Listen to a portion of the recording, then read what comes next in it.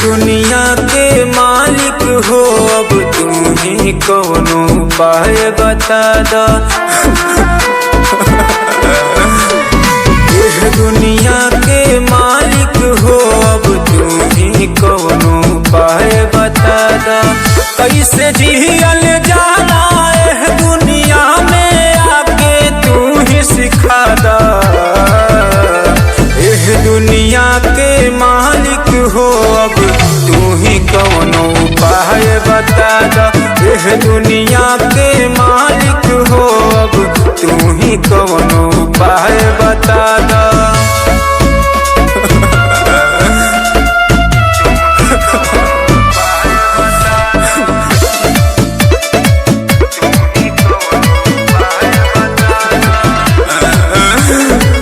मतलब कई दुनिया सारी, मतलब के संसार बा, मतलब के ही रिश्ता नाता, मतलब के ही यार बा।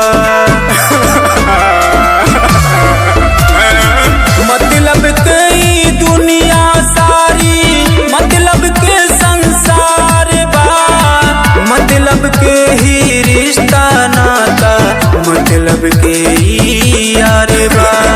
भटक गइल बा रहिया सब लोग, आके एक बारी राह दिखा दा। दुनिया के मालिक हो, अब तू ही कौनो उपाय बता दा। दुनिया के मालिक हो, अब तू ही कौनो उपाय बता दा।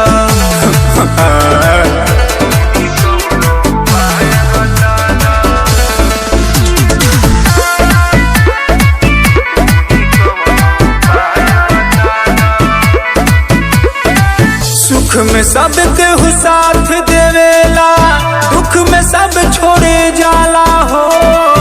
अपने तो अपन ना होला, कह देवेला पराया हो। सुख में सब केहू साथ देवेला, दुख में सब छोड़ी जाला हो। अपने तो अपन ना होला, कह देवेला पराया हो।